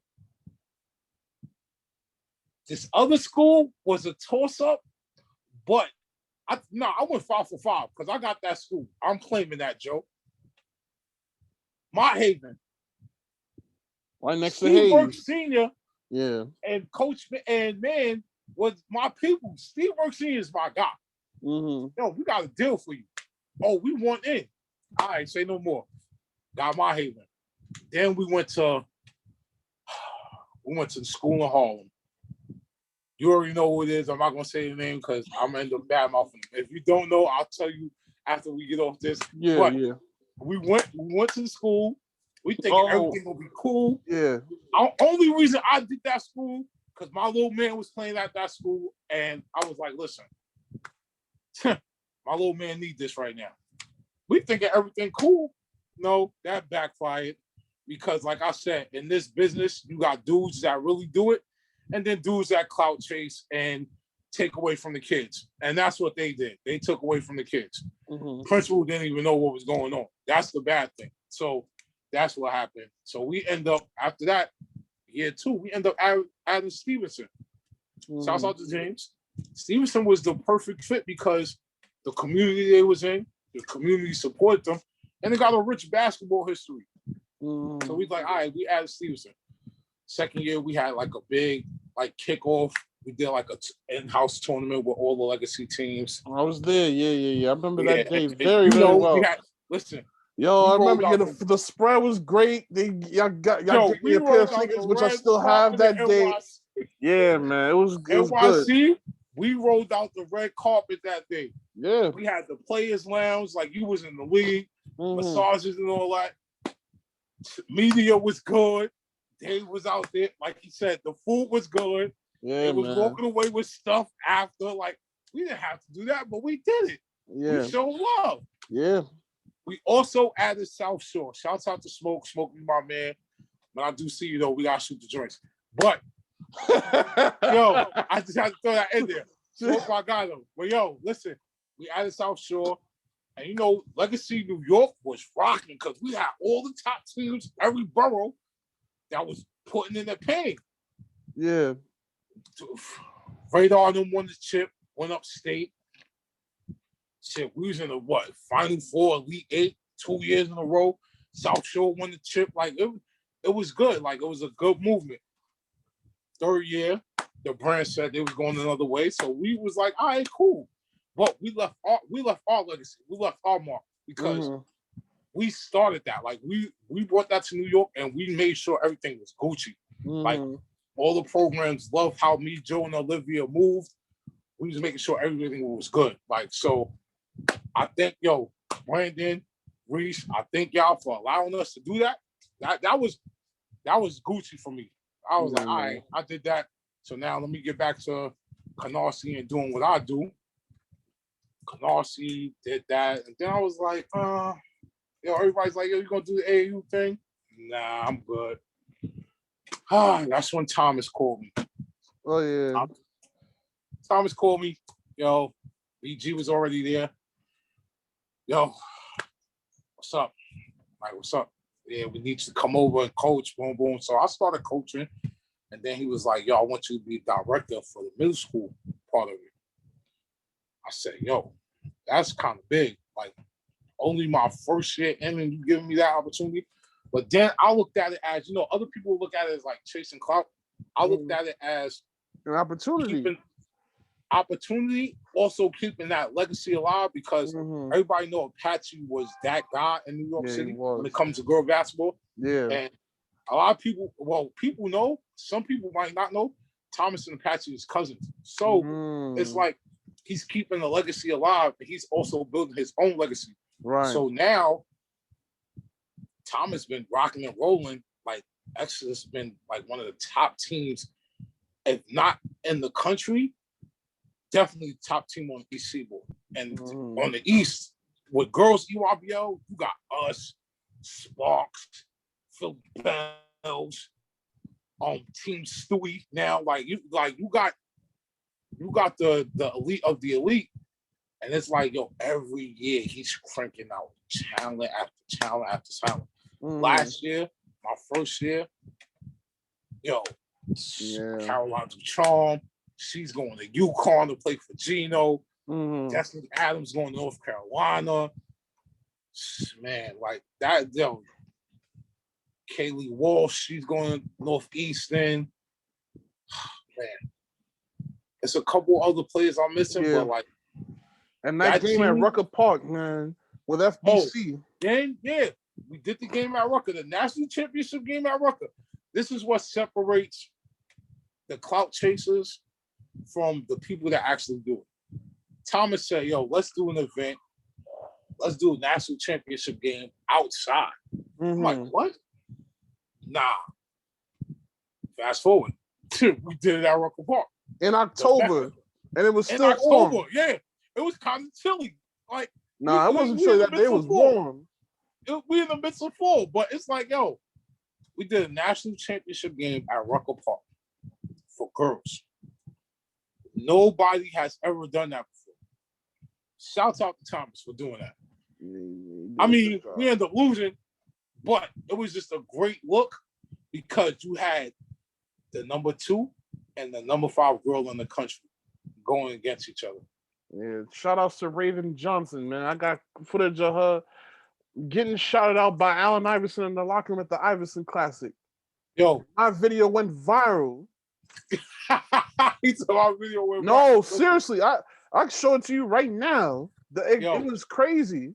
Raven Johnson and everybody knows me, even Dave know. I don't say when people are nice. I don't even say when people are good. But the little homie Raven, she is tough. Live and direct, I watch her. She is tough. South Carolina is getting a good one because she is good, like really good. And she has her own pace and way to approach the game. She's just smooth with it. So we did that, and it was like, that was big. And that was what? It's a pandemic, actually. Like, we was just really getting into it. Mm-hmm. And then this is how they say it, how it started, how it's been going. Mm-hmm. Dave know how it's been going because Dave is one of the only people I actually kept in contact with everything. So the start of the year was rough. Had to have a major surgery. Almost transitioned. If you don't know what that is, look it up. But almost transitioned. But I fought through it. And before I went through all that, I told Dave at Rucker and I told Jay from Hoop Dreams NYC, shout out to my bro. I say, yo, listen, I'm going to be Dave's 100th episode. I don't even know what episode it is. It doesn't even matter. We've been waiting for this. Okay. Huh? Yeah, you 128. Look, it don't matter. We've been waiting for this. Everybody's been waiting for this one. Listen, I told Dave I'm gonna do your joint, bro, just because he knows. If I'm not one of his biggest supporters, from when he first started, they've always been genuine, respectable, and humble. He doesn't have to be cocky. Yeah. That's not Dave. Don't have. If you want him to do that, then you're really not his friend. But Dave is really like a brother to me. And I told him, I said, yo, listen, I'm gonna do your joint. No problem. No problem. When I was going through everything, recovering everything, that was the first thing I said, yo, listen, when I'm able to sit up and speak and do what I do, Dave is the first one. Listen, I gotta be on his show. I didn't care about anything else. I didn't care about nothing else, bro. I swear. I was like, yo, listen, I'm going on Dave's show. I'm gonna tell my story my way. I'm gonna do it how I want to do it, and he's gonna allow me to do it because it's his platform. Yo, and I told Dave, I said, listen, I'm almost back. He was like, yo, take your time. Don't worry about it. And then he started seeing me outside. Oh, he's back. He's back for real. He's doing what he do. He's back for real. I say, yo, listen, I'm here now. Yo, I survived something crazy. Let me tell everybody, keep faith in God, man. God first for everything, because without him, we wouldn't be here. I'm gonna keep it real. Now, I'm back. I got my own tournament in the hood that I grew up in, because everybody say I don't give back. Watch out for that one. Me and my mans got a lot of sneaky surprises. And Dave will be front and center. Dave might get, Dave just got some big followers from Boston. Dave might get some silly followers when he interviewed the people I got coming to my joint. And then we go to LES, and he knows he's always good at LES. We're going to go right to Blue Ribbon, give him a nice little 3-piece and a side, and then give him a chair, and he going to kick his feet up and watch that. Yeah. But the third one, y'all want to know about the third tournament? Nah, Dave might actually do my announcement video. He might do that one. Just stay tuned. This is look at the numbers. Look at the numbers from that video, man. Dave, I'm trying. Look, I tell Dave all the time. 858 likes, 39 quote tweets, 162 retweets. But no, this is when he said that she had that Mambacita mentality. She was the only girl to play in a boys All-American game. That has never been done. Never. And never will be duplicated by none of the other events. which makes the Iverson Classic so special. Shout outs to my man Bobby Bates, man.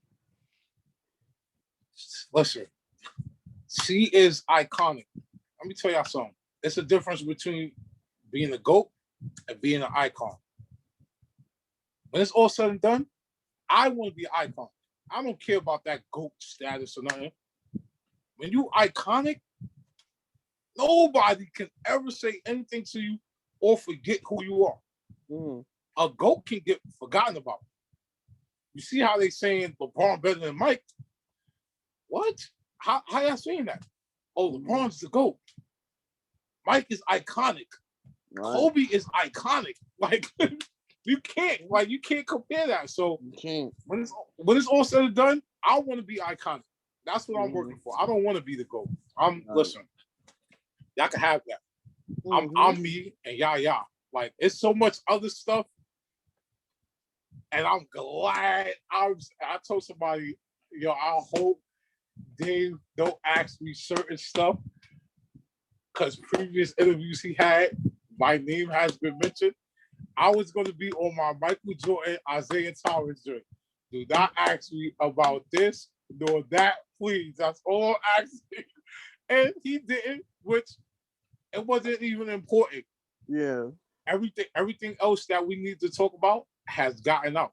Yeah, man. But that third, listen, ladies and gentlemen, this third tournament, this third one, when the announcement is made, don't ask me why. Just say the name of the tournament. Nah, I'm not saying. You can't talk. Okay, that's fair enough. All right. Yeah. We not. Listen. LES, you already know. June 18th, it's going down. Me and Mike Lowry back like we never left. July 6th, the inaugural. The first year I'm doing the hood tournament my way with my bros. Shout out to Light. Shout out to T Cole. Shout out to Dirty Cotton. Shout out to Exotic Dream. Oh, wait. I told my man I was going to shout him out. So this is another thing, Dave. Let me tell you about this shout out to quick. Blaze French from Body Armor. Yo, let me tell you. Listen. Yeah. I might be the only one that has a deal. Like a deal. Shouts out to my man Blaze. That story will come later on, but listen, shouts out to Body Armor.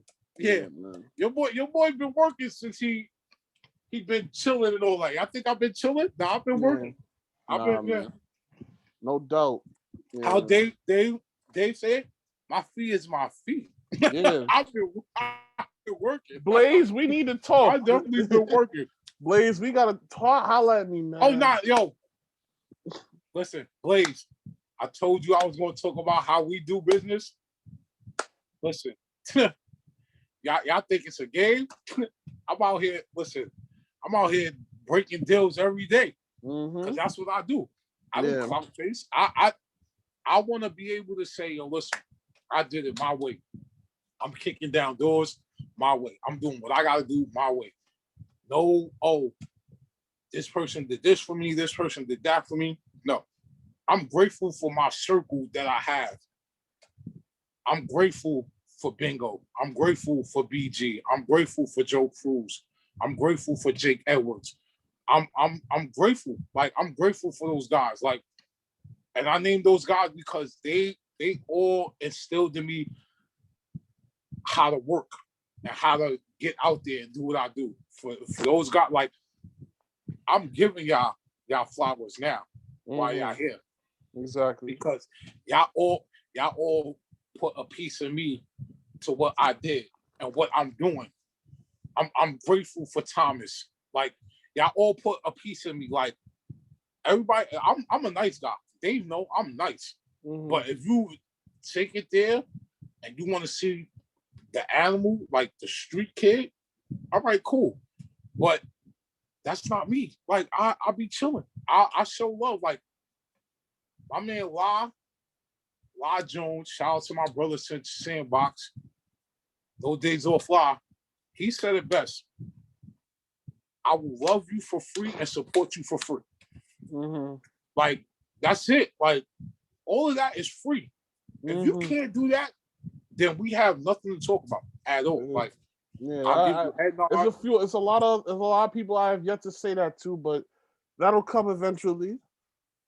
Yeah, like Dave, I know you have people that support you from the start, and you will give them their flowers when the time is right. At the same time, you also have people that hate on what you do and question what you do. Like, yo, how he's doing that? How he's getting into that event? Yeah. And I tell you all the time. People probably gonna think like, they don't talk like that. Ladies and gentlemen, this is not script. Like, this is really my brother. Like, he's one of the few I can really call my brother. Like, we spoke before we actually did this interview. Like, no, he's family. Like, he knows. And I tell him all the time, when you need something, hit me. Let me know. I got you. No problem. No questions asked. If you're gonna hate, keep the negativity away from us, because we don't need that. We on the path to being great. The rest of y'all guys are miserable. Yeah. Let me get this out there. All the little social media lives and all that, when you do that, you're miserable. You don't have nothing. Like, I can't listen. And that's why we're doing this on Zoom rather than live, because IG live, I can't do like the conversation I want to have. I can't do in 60 minutes. I can't do that. No way. But I'm talking like, you know what I'm talking about, like the dudes, the so-called GOATs in New York.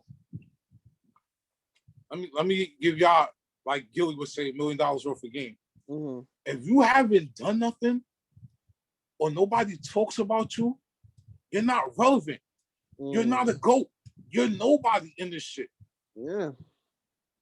If you haven't put no pain in, you're nobody. If you ain't been doing it, you're nobody. So all that, these OGs need to sit down, let the young boys do it. Prove that you can do it. Because all you're doing is talking, running your fucking mouth. And it gets annoying after a while when you just see dudes on live talking, this dude ain't never beat me, and I won this and that. When you've been doing it for that long, who counts championships? Who counts their accolades? Nobody. Real champions don't do that. Real studs don't do that. They don't count that shit.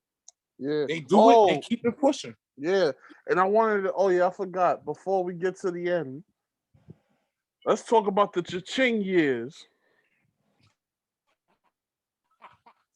Yo, Dave, I knew he was gonna do that. I had to bring that up. Yo, because that was a good time. I swear, I just told Dave yesterday. I said, listen, I know I'm gonna be on my Michael Jordan, Isaiah Thomas shit with Dave. He started laughing. All right, the cha-ching years. So me, Dave, Sheik, L, and Ike, we all came together and we pretty much marketed Dave, like pushed him to be like, we pushed Dave to be like the Joe Popes and the Hannibal. Shout out to Hannibal. I just spoke to him the other day. Oh yeah, he's coming down to Brooklyn, but we're gonna keep that one on the low ski real quick. I had to throw that out there. He coming down to Brooklyn one time, so we wanted to push Dave to be the one. At the time, Joe Pope was a different monster. Joe Pope is still a different monster. Don't get it twisted.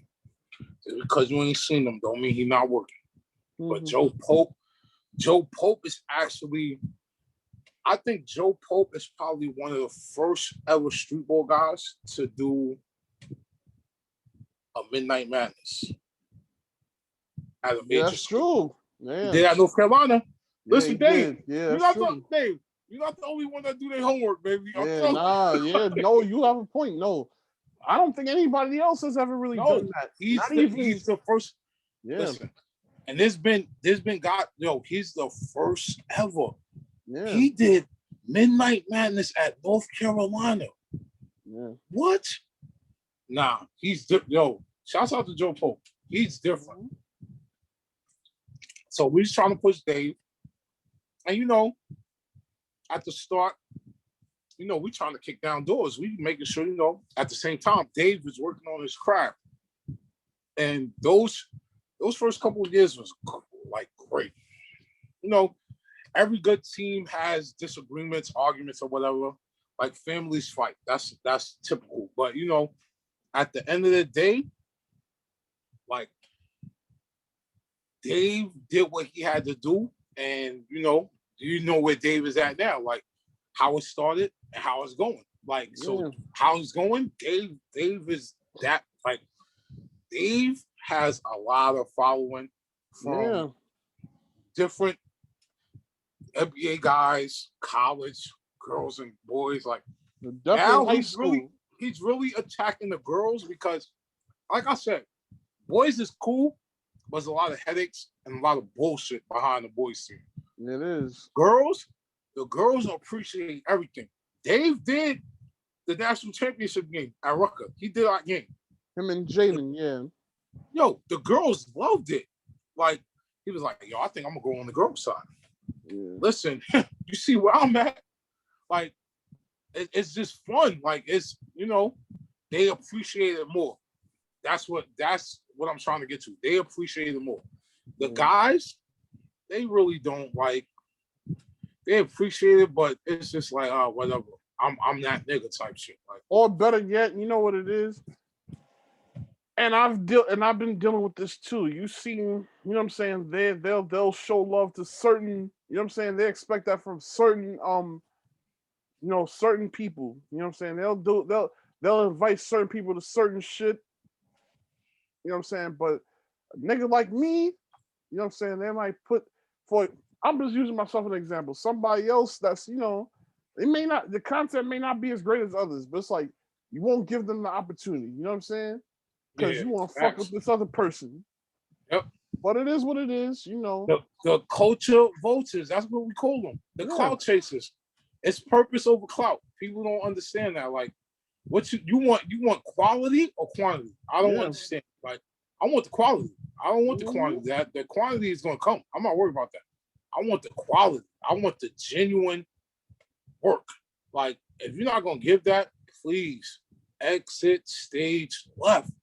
Like, cause now I'm telling you, social media is a gift and a curse. Yeah. Cause now you giving any Tom, Dick, and Harry a platform to talk nonsense. Yeah. And it's like, when is it enough? Like, when is it actually enough? I'm telling you, I'll be going on certain people's lives. I just like pop in to see what's the topic.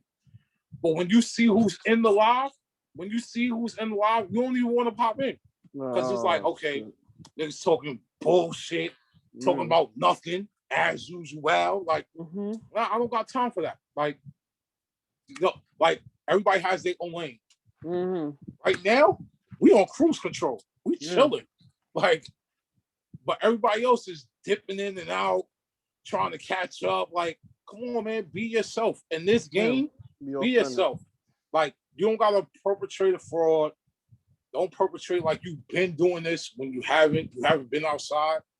Like, niggas been outside. Yeah. I've been outside. Like, I don't count my accolades. I don't go and be like, yo, I did this and that. I don't do it for what? Like, that's corny. Like, you would think if I was really like that, I would name drop so many times, but it's like, for what? The person know I did it. Y'all know I did it. Y'all watching my social media. But I mean, yeah, I did that. You didn't do that. And then people will be like, yo, how did he get to do that? Like Rucker. Oh, how did he get to coach that team? That's all I was hearing that summer. Yo, how did he get to coach that team? Oh, yeah. It's another question I wanted to ask you. How did it feel coaching with Fat Joe and Mousy? Listen, once again, Shouts out to the big homie, my mentor, because that fell in my lap. Him and Mousy called. First, Mousy called him. Yo, I need you to coach this team. He said, no, I'm going to chill. Kyleek is going to coach that team. So Mousy knew who I was and knew that I coached, but he didn't know I coach. They both called me like, yo, we got opportunity for you. I'm like, what's up? Yo, we putting the team in Rucker. I said, oh, let's go. I was like, Bingo, what up? He was like, no. But you coaching. I said, all right. I was like, who we got? We got the same gang, like Kiki and them, boom. He was like, oh, no. This is not a Bingo All-Star team. I said, what? So what team is it? Nigga Mousy said, Terror Squad. I said, Terror Squad? You talking about Fat Joe? Yeah. I said, all right. I hang up the phone. I call Bing. I said, Bing, I don't think I could do this shit. He's like, what you mean? He said, you ready? He said, this is your last dance. You ready? I said, yo, Bing, I don't think I could do it. He said, you got it. Don't worry about it. At the time, because I'm surprised you didn't even ask me about this, but before we end everything, yo, at the time, I just lost my brother. Clarence. Yeah, rest in peace, Clarence, man. So I was not trying to do anything, bro. And like people know, when that happened, I was destroyed. Like Dave reached out to me. I didn't even want to do nothing basketball. I was like, yo, fuck ball, fuck everything. I'm done. I'm finished. I just lost my brother. Like I can't do this shit. They said never question God. Like for 2 weeks straight, I was questioning God. Like why him? Like. But then I kept the faith. I'm like, listen, there must have been a reason. Okay, cool. So Bingo and them hit me with that. First game out. I'm thinking, we just going on the Terror Squad. Fat Joe ain't gonna be there, whatever. I get in the park. Bingo was like, yo, Joe wanna speak to you. I'm like, Joe, who? Fat Joe. I said, all right, give me the phone. He's like, phone? Said, nigga, go outside the park. He in the car. What? Bang, shut up. Bingo was like, I'm not playing. So now I go outside. He's in a nice blue thing. He's like, yo, listen to me. I don't like losing. He said, Mousy and Bingo have so much faith in you. I'm telling you right now, I don't like losing. He says, so you have one shot. If you lose, you're done. I'm standing there like, first of all, I'm talking to Fat Joe. Mr. Lean Back himself type shit. I'm talking to him. It's all the way up. Yeah, it's all the way up. And we at Rucker Park. Like, I'm like, I don't like losing either. So we got something in common. And I ain't come here to lose. Especially in front of Bingo nor Mousy. Fast forward. We played Wagner.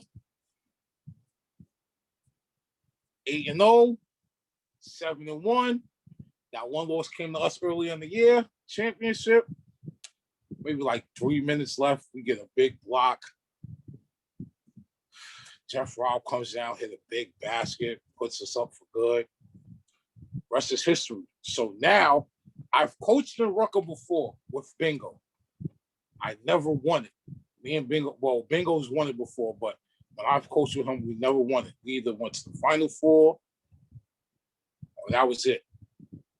So now, winning that was like, wow, I just won Rucker Park. Second, it was with Fat Joe and Terror Squad, which they're like a big time name in New York City streetball. First year back, and I don't even know how long. And it's the post Greg Maris, R.I.P. Greg, post Greg Maris era. So it's like, damn, I really just did that. Like, and Bingo's like, first of all, working with Mousy is the hardest shit to ever do. I don't care who you are. Never think that you could work for that man. That man, like, he demands perfection. And I respect Mousy. Mousy is like, he's another mentor of mine. That's I'm my giving guy. him his flowers. I love Mousy to death. Mousy stood on me. I'm talking about, it was games. We played A Butter in them. A Butter is Terror Squad. Yeah. A Butter is Terror Squad. You know, I know.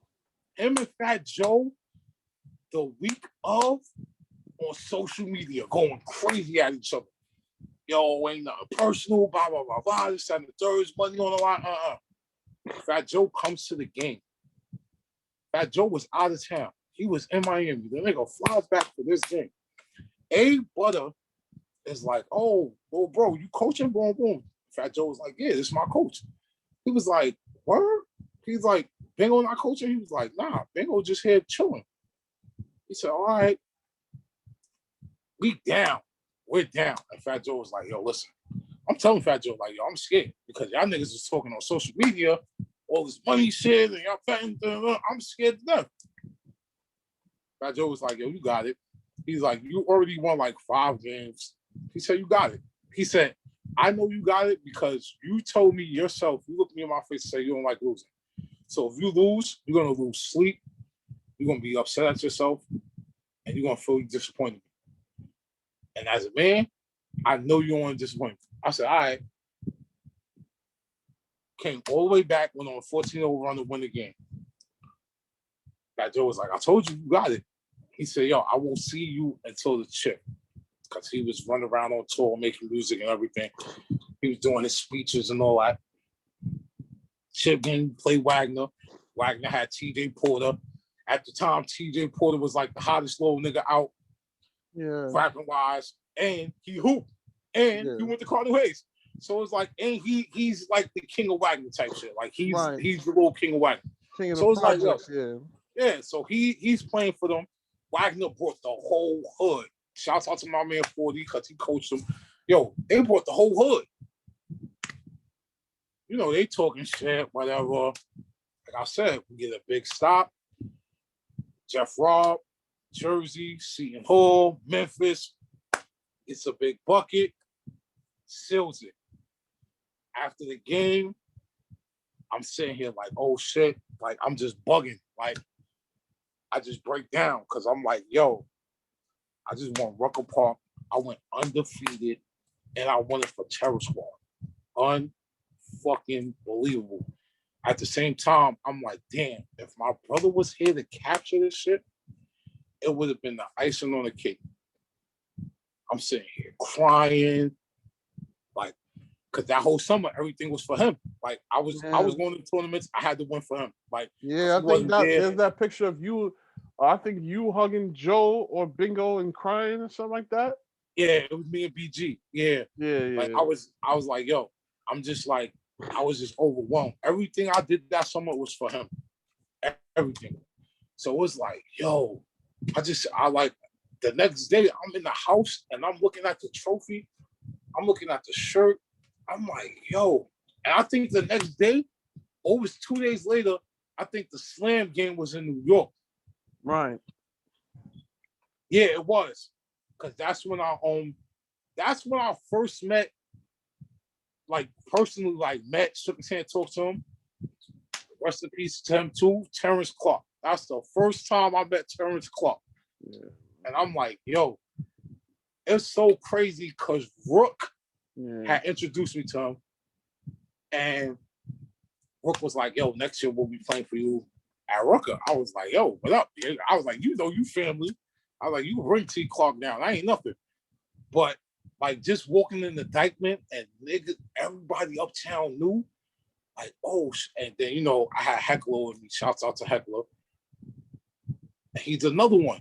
Mm-hmm. Heckler, you know, everybody has their haters. Heckler played on that team, and Heckler's not a basketball player. I had Heckler in uniform playing. Dave, if I am not the one that gives it the opportunity, who will? No. Heckler playing. And then I say, you know what? Yeah, I know you like, what the hell? Oh, Lord. I had the Heckler playing basketball. Mm-hmm. And then I say, yo, Heckler, I'm going to need you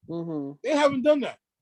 And let me tell y'all, like I said, keep pushing. It's not easy. It doesn't get handed to you. It doesn't come overnight. Perfect your craft. If you don't have a craft, if you don't know what craft is, get a dictionary, look it up. But perfect it, because you can't just go in yelling, talking about, oh, press, get there. And no, you got to be actually sit down with a clipboard and draw up the winning play. You got to be able to strategize. If you can't do that, I don't want to hear this GOAT shit no more. I don't want to see none of y'all niggas on live talking about, oh, yeah, I done did this and that. If you can't sit down and strategize and get your kids to look you eye to eye and guide them to a win, you ain't no GOAT. I'm sorry. You're nobody. All right, question 2, Dave. Like, I could preach all day to do as well. All right. Final question. What's next in the future for Kyleek Alford and Canarsie and LES and all your other business ventures? All right, so next for me, me and my friend, well, my brother, Morel, aka White. So he has a clothing line that he started almost like 7 years ago with Dirty Cotton. So me and him and me and Bingo, former players, teamed up to do the tournament in my hood this year. So pretty much those 2 guys are my partners, along with my man Perry from Inbound Technique. We all got together. We said, yo, we're going to put together a tournament, boom, boom. So now we're putting together an all-around program, like a mentorship program and an entrepreneurship program that has to do with the tournament. Like pretty much helping the kids these days learn about the game of life and also, you know, the business side of everything. Books, really books before ball type joint. Yeah. LES, you know, this is my 4th, 5th year with BG. It's every year it gets better and better. So this year we'll see where we could take it. But trust me, you know how everybody got their little nicknames for their joint. We need a fashion show at streetball. Like, we in Soho. Like, it gets a little crazy down there. So it's going to be a good year this year. June 18th we kick off. Canarsie, wow, it's what, 4th year? Every year we get better and better in Canarsie. So I just, foot on gas with that one. We're still in AA, still one of the toughest leagues in the country. So we just gonna, keep progressing with that. That's what we're gonna do. Me as an individual, listen, man. Shouts out to this body armor. Pay advertisement. Don't worry about it, Dave. We're gonna get the check in the care package. Yo, shouts out to Blades. Shouts out to the Exodus. Listen, Thomas, thank you for everything. It's a couple more deals on the table that I'm working on, but when those pop, Dave will be the first one to know. And that 3rd tournament, I'm telling you, the announcement is coming soon. I got the countdown on my page. So that 3rd one, man, listen, all y'all gonna say is like, wow, this guy is crazy. But it's gonna happen. But everything else, just keep recovering and keeping faith in God. I'm doing what I gotta do. Like you said, listen, a couple months ago I had bandages and I could be able to talk, and I felt like motherfucking Ace and Paid in Full type shit, bro. Like yo, Dave, it's been, bro. People don't understand. It's but other people don't understand. Yo, it's been hard, bro, just to get back to where I'm at right now. I'm talking about laying on that table, not knowing it. Listen, you know how everybody got the ring light? That's the light you see when you go down on the table to get surgery. Listen, it was different. Like I scared my moms. My moms was shook.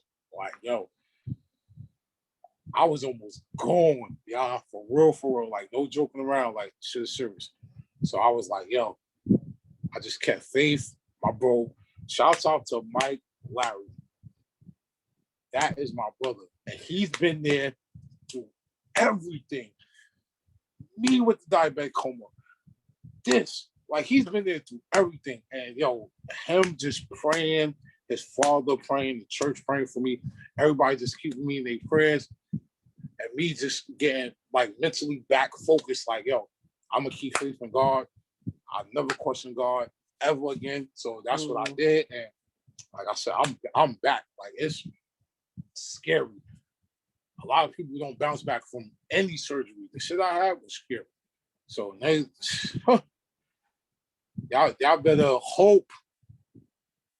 Y'all better hope and pray I don't have the comeback of the year with this one, because Dave got all of this, and I already know this one.